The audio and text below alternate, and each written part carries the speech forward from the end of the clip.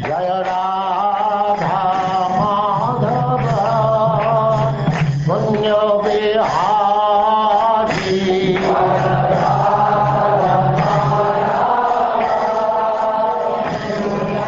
And now chapter 24, chanting the song sung by Lord Shiva.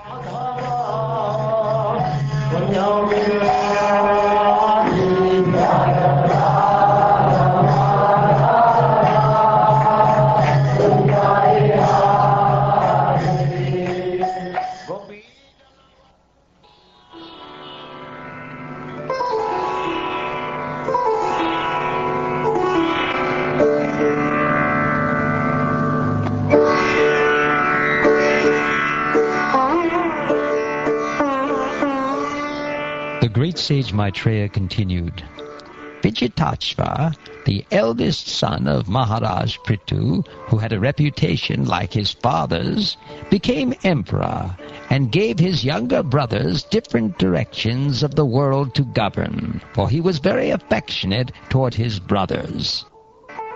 Maharaj Vijitashva offered the eastern part of the world to his brother Haryaksha, the southern part to Dhumarakesha, the western part to Vrika, and the northern part to Dravina. Formerly, Maharaj Vijitashva pleased the king of heaven, Indra, and from him received the title Antardana. His wife's name was Shikandini, and by her he begot 3 good sons. The 3 sons of Maharaj Antardana were named Pavaka, Pavamana, and Shuchi.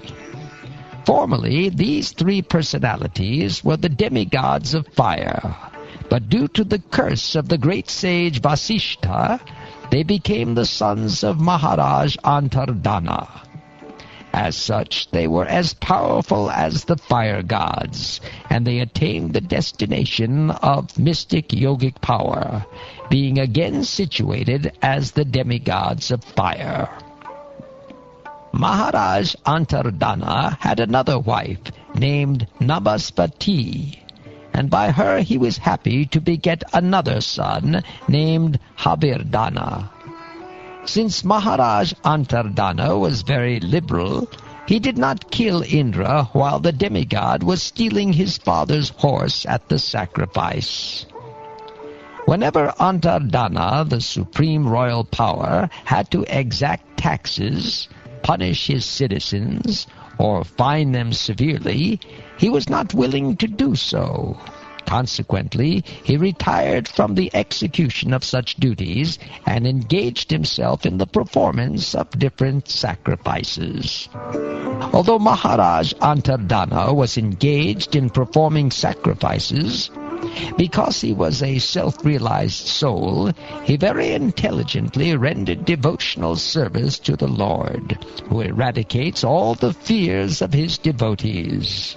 By thus worshipping the Supreme Lord, Maharaj Antardana, wrapped in ecstasy, attained his planet very easily. Havirdana, the son of Maharaj Antardana, had a wife named Havirdani, who gave birth to 6 sons, named Barishat, Gaya, Shukla, Krishna, Satya, and Jitavrata. My dear Vidura, Havirdana's very powerful son, named Barishat, was very expert in performing various kinds of fruitive sacrifices, and he was also expert in the practice of mystic yoga. By his great qualifications, he became known as Prajapati. Maharaj Barishat executed many sacrifices all over the world. He scattered kusha grasses and kept the tops of the grasses pointed eastward. Maharaj Barishat, henceforward known as Prachina Bhari, was ordered by the supreme demigod Lord Brahma to marry the daughter of the ocean named Shatadruti. Her bodily features were completely beautiful, and she was very young.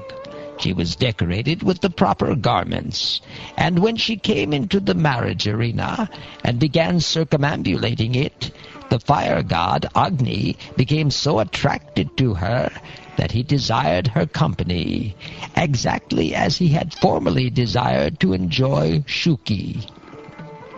While Shatadruti was thus being married, the demons, the denizens of Gandharva Loka, the great sages, and the denizens of Siddhaloka, the earthly planets, and Nagaloka, although highly exalted, were all captivated by the tinkling of her ankle bells. King Prachinabari begot 10 children in the womb of Shatadruti. All of them were equally endowed with religiosity, and all of them were known as the Prachetas. When all these Prachetas were ordered by their father to marry and beget children, they all entered the ocean and practiced austerities and penances for 10,000 years. Thus they worshipped the master of all austerity, the Supreme Personality of Godhead. When all the sons of Prachinabari left home to execute austerities, they met Lord Shiva, who, out of great mercy, instructed them about the absolute truth. All the sons of Prachinabari meditated upon the instructions, chanting and worshipping them with great care and attention.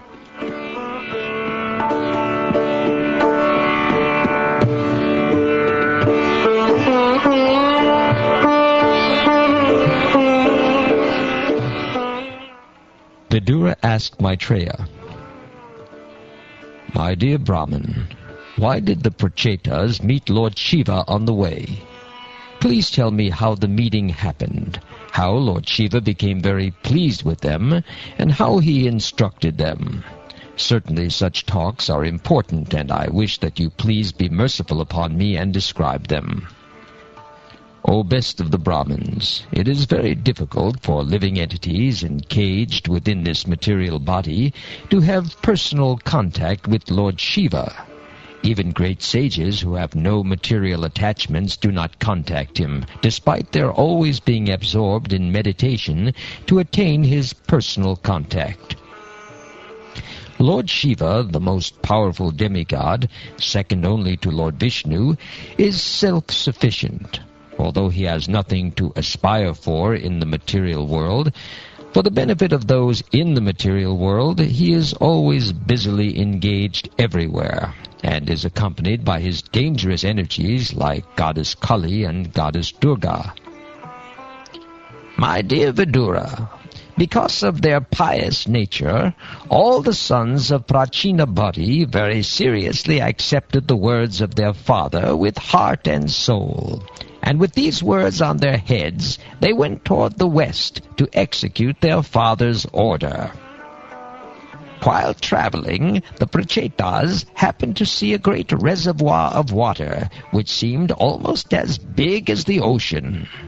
The water of this lake was so calm and quiet that it seemed like the mind of a great soul, and its inhabitants, the aquatics, appeared very peaceful and happy to be under the protection of such a watery reservoir. In that great lake there were different types of lotus flowers. Oh, some of them were bluish, and some of them were red. Some of them grew at night, some in the day, and some, like the Indivara lotus flower, in the evening. Combined together, the lotus flowers filled the lake so full that the lake appeared to be a great mine of such flowers. Consequently, on the shores there were swans and cranes, chakravaka, karandava, and other beautiful water birds standing about. There were various trees and creepers on all sides of the lake, and there were mad bumblebees humming all about them. The trees appeared to be very jolly due to the sweet humming of the bumblebees, and the saffron, which was contained in the lotus flowers, was being thrown into the air. These all created such an atmosphere that it appeared as though a festival were taking place there. The sons of the king became very much amazed when they heard vibrations from various drums and kettle drums, along with other orderly musical sounds pleasing to the ear.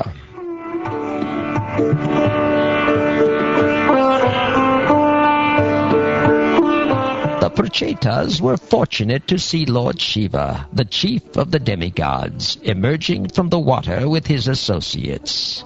His bodily luster was just like molten gold.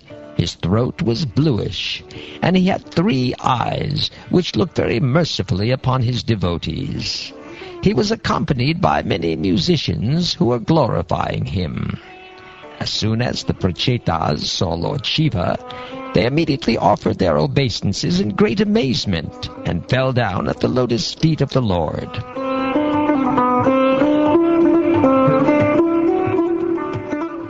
Lord Shiva became very pleased with the Prachetas because generally Lord Shiva is the protector of pious persons and persons of gentle behavior. Being very much pleased with the princes, he began to speak as follows. You are all the sons of King Prachinabhadi, and I wish all good fortune to you. I also know what you are going to do, and therefore I am visible to you just to show my mercy upon you. Any person who is surrendered to the Supreme Personality of Godhead, Krishna, the controller of everything, material nature as well as the living entity, is actually very dear to me. A person who executes his occupational duty properly for 100 births becomes qualified to occupy the post of Brahma. And if he becomes more qualified, he can approach Lord Shiva. A person who is directly surrendered to Lord Krishna or Vishnu in unalloyed devotional service is immediately promoted to the spiritual planets. Lord Shiva and other demigods attain these planets after the destruction of this material world. You are all devotees of the Lord, and as such, I appreciate that you are as respectable as the Supreme Personality of Godhead himself. I know in this way that the devotees also respect me, and that I am dear to them. Thus no one can be as dear to the devotees as I am. Now I shall chant one mantra, which is not only transcendental, pure, and auspicious, but is the best prayer for anyone who is aspiring to attain the ultimate goal of life. When I chant this mantra, please hear it carefully and attentively.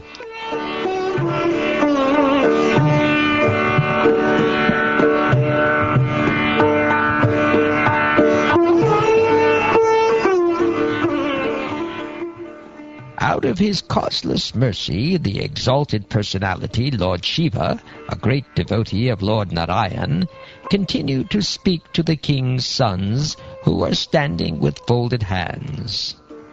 Lord Shiva addressed the Supreme Personality of Godhead with the following prayer. O Supreme Personality, glories unto you. You are the most exalted of all self-realized souls. Since you are always auspicious for the self-realized, I wish that you be auspicious for me. You are worshipable by virtue of the all-perfect instructions you give. You are the Super-Soul. Therefore I offer my obeisances unto you as the Supreme Living Being. My Lord, you are the origin of the creation by virtue of the lotus flower, which sprouts from your navel. You are the supreme controller of the senses and the sense objects, and you are also the all-pervading Vasudeva. You are most peaceful, and because of your self-illuminated existence, you are not disturbed by the 6 kinds of My dear Lord, you are the origin of the subtle material ingredients, the master of all integration, as well as the master of all disintegration, the predominating deity named Master of all intelligence, known as the predominating deity Pradyumna. Therefore I offer my respectful obeisances unto you. My Lord, as the supreme directing deity known as Aniruddha, You are the master of the senses and the mind. I therefore offer my obeisances unto you again and again. You are known as Ananta, as well as Sankarshan, because of your ability to destroy the whole creation by the blazing fire from your mouth. My Lord, O Aniruddha, you are the authority by which the doors of the higher planetary systems and liberation are opened. You are always within the pure heart of the living entity. Therefore I offer my obeisances unto you. You are the possessor of semen, which is like gold, and thus in the form of fire you help the Vedic sacrifices, beginning with Chaturhotra. Therefore I offer my obeisances unto you. My Lord, you are the provider of the Pitralokas as well as all the demigods. You are the predominating deity of the moon, and the master of all three Vedas. I offer my respectful obeisances unto you because you are the original source of satisfaction for all living entities. My dear Lord, you are the gigantic universal form, which contains all the individual bodies of the living entities. You are the maintainer of the three worlds, and as such, you maintain the mind, senses, body, and air of life within them. I therefore offer my respectful obeisances unto you. My dear Lord, by expanding your transcendental vibrations, you reveal the actual meaning of everything. You are the all-pervading sky within and without, and you are the ultimate goal of pious activities executed both within this material world and beyond it. I therefore offer my respectful obeisances again and again unto you. My dear Lord, you are the viewer of the results of pious activities. You are inclination, disinclination, and their resultant activities. You are the cause of the miserable conditions of life caused by irreligion, and therefore you are death. I offer you my respectful obeisances. My dear Lord, you are the topmost of all bestowers of all benediction, the oldest and supreme enjoyer amongst all enjoyers. You are the master of all the world's metaphysical philosophy, for you are the supreme cause of all causes, Lord Krishna. You are the greatest of all religious principles, the supreme mind, and you have a brain which is never checked by any condition. Therefore I repeatedly offer my obeisances unto you.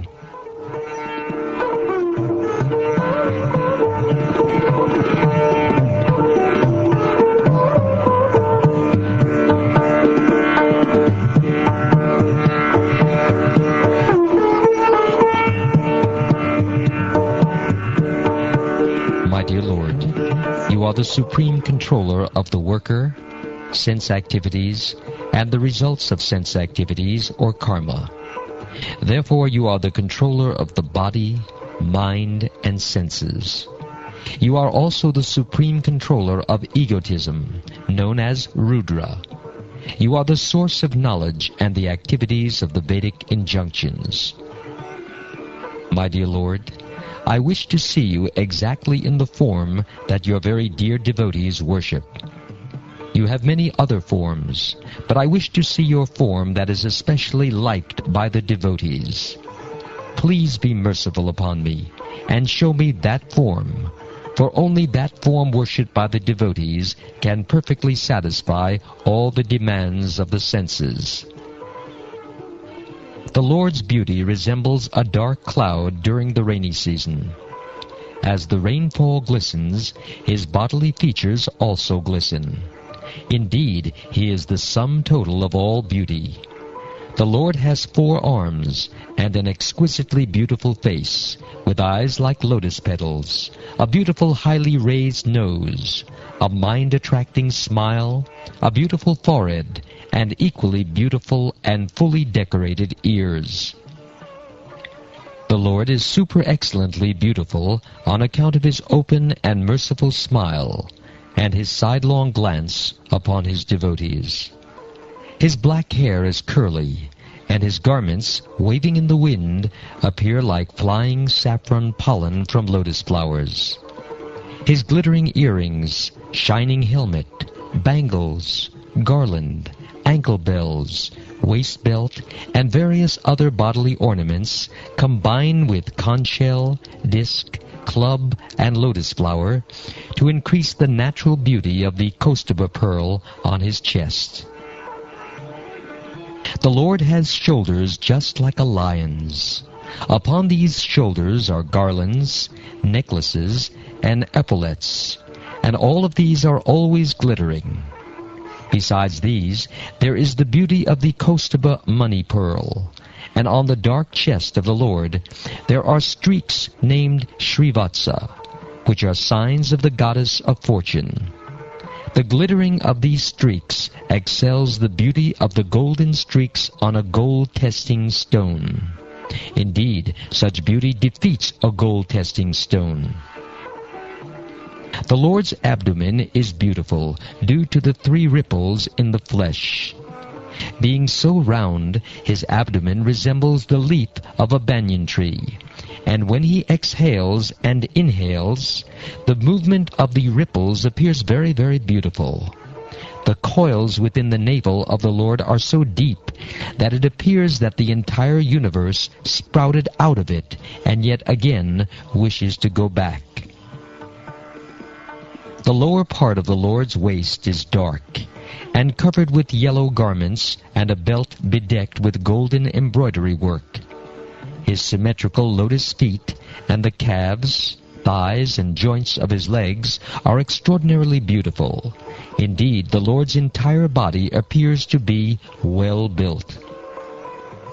My dear Lord, your 2 lotus feet are so beautiful that they appear like 2 blossoming petals of the lotus flower, which grows during the autumn season. Indeed, the nails of your lotus feet emanate such a great effulgence that they immediately dissipate all the darkness in the heart of a conditioned soul. My dear Lord, kindly show me that form of yours, which always dissipates all kinds of darkness in the heart of a devotee. My dear Lord, you are the supreme spiritual master of everyone. Therefore, all conditioned souls covered with the darkness of ignorance can be enlightened by you as the spiritual master.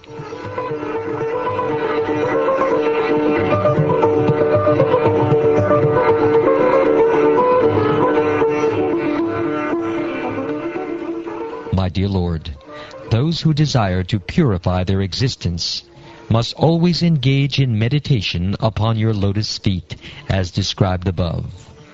Those who are serious about executing their occupational duties and who want freedom from fear must take to this process of bhakti yoga.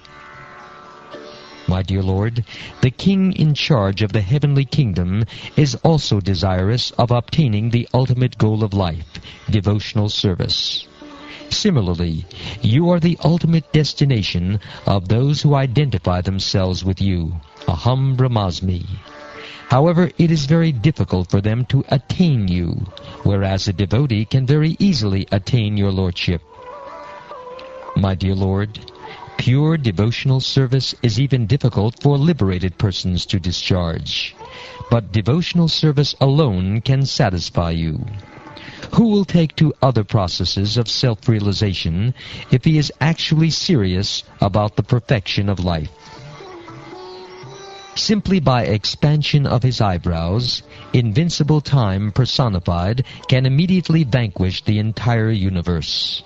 However, formidable time does not approach the devotee who has taken complete shelter at your lotus feet. If one by chance associates with a devotee even for a fraction of a moment, he no longer is subject to attraction by the results of karma or jnana. What interest then can he have in the benedictions of the demigods who are subject to the laws of birth and death? My dear Lord, your lotus feet are the cause of all auspicious things, and the destroyer of all the contamination of sin. I therefore beg your lordship to bless me by the association of your devotees, who are completely purified by worshipping your lotus feet, and who are so merciful upon the conditioned souls. I think that your real benediction will be to allow me to associate with such devotees. The devotee whose heart has been completely cleansed by the process of devotional service, and who is favored by Bhakti Devi, does not become bewildered by the external energy, which is just like a dark well. Being completely cleansed of all material contamination in this way, a devotee is able to understand very happily your name, fame, form, activities, etc. My dear Lord, the impersonal Brahman spreads everywhere, like the sunshine or the sky. And that impersonal Brahman, which spreads throughout the universe, and in which the entire universe is manifested, is you. My dear Lord, you have manifold energies, and these energies are manifested in manifold forms. With such energies, you have also created this cosmic manifestation, and although you maintain it as if it were permanent, you ultimately annihilate it. Although you are never disturbed by such changes and alterations, the living entities are disturbed by them, and therefore they find the cosmic manifestation to be different or separated from you. My Lord, you are always independent, and I can clearly see this fact. My dear Lord, your universal form consists of all 5 elements: the senses, mind, intelligence, false ego, which is material, and the Paramatma, your partial expansion, who is the director of everything. Yogis other than the devotees, namely the Karma Yogi and Jnana Yogi, worship you by their respective actions in their respective positions. It is stated both in the Vedas and in the Shastras that are corollaries of the Vedas, and indeed everywhere, that it is only you who are to be worshipped. That is the expert version of all the Vedas.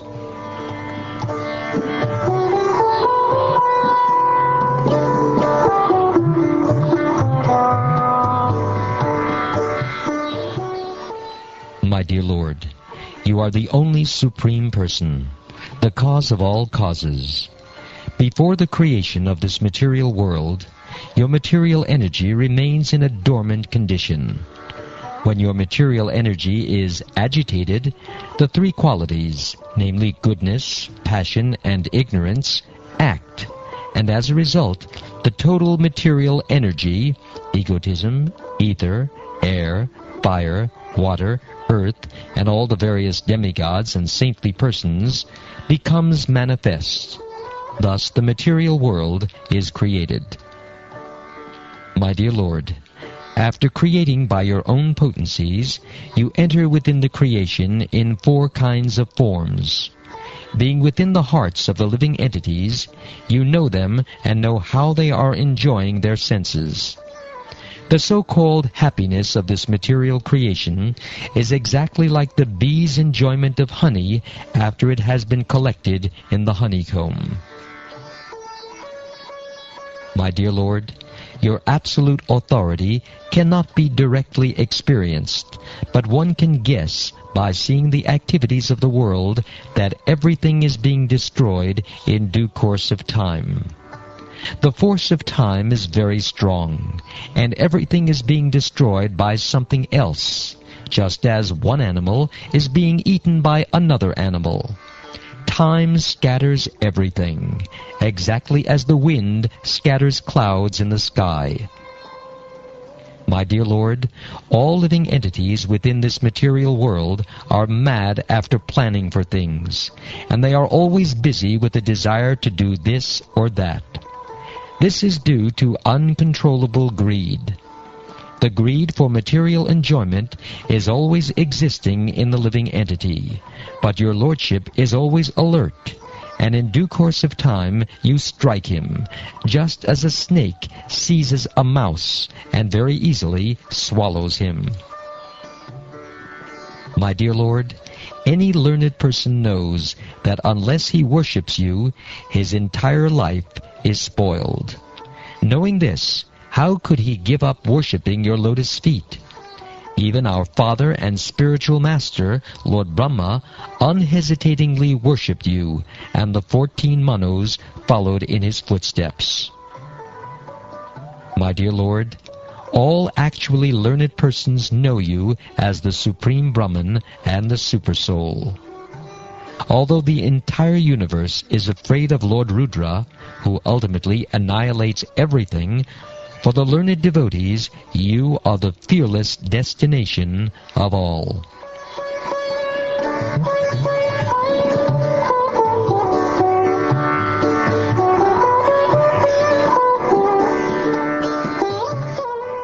My dear sons of the king, just execute your occupational duty as kings with a pure heart.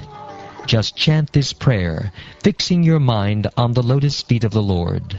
That will bring you all good fortune, for the Lord will be very much pleased with you. Therefore, O sons of the king, the Supreme Personality of Godhead, Hari, is situated in everyone's heart. He is also within your hearts. Therefore chant the glories of the Lord, and always meditate upon him continuously. My dear princes, in the form of a prayer, I have delineated the yoga system of chanting the holy name. All of you should take this important stotra, or prayer, within your minds, and promise to keep it in order to become great sages. By acting silently like a great sage, and by giving attention and reverence, you should practice this method. This prayer was first spoken to us by Lord Brahma, the master of all creators. The creators, headed by Bhrigu, were instructed in these prayers because they wanted to create. When all the Prajapatis were ordered to create by Lord Brahma, we chanted these prayers in praise of the Supreme Personality of Godhead, and became completely free from all ignorance. Thus we were able to create different types of living entities. A devotee of Lord Krishna, whose mind is always absorbed in him, who with great attention and reverence chants this stotra, or prayer, will achieve the greatest perfection of life without delay. In this material world, there are different types of achievement, but of all of them, the achievement of knowledge is considered to be the highest, because one can cross the ocean of nescience only on the boat of knowledge. Otherwise, the ocean is impassable. Although rendering devotional service to the Supreme Personality of Godhead and worshipping him are very difficult, if one vibrates or simply reads this stotra, composed and sung by me, he will very easily be able to invoke the mercy of the Supreme Personality of Godhead. The Supreme Personality of Godhead is the dearmost objective of all auspicious benedictions.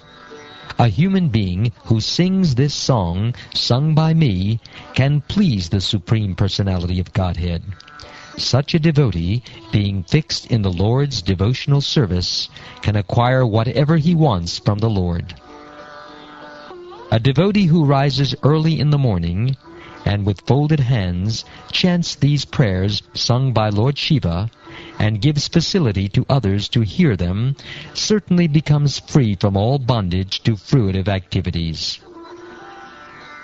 My dear sons of the king, the prayers I have recited to you are meant for pleasing the Supreme Personality of Godhead, the Supersoul.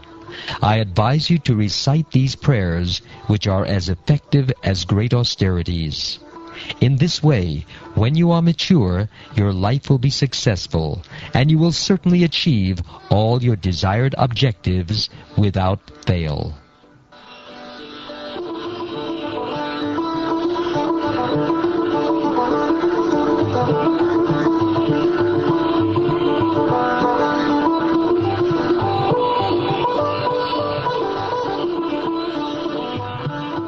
Thus ends the 24th chapter of the 4th canto of the Srimad Bhagavatam, entitled chanting the song sung by Lord Shiva.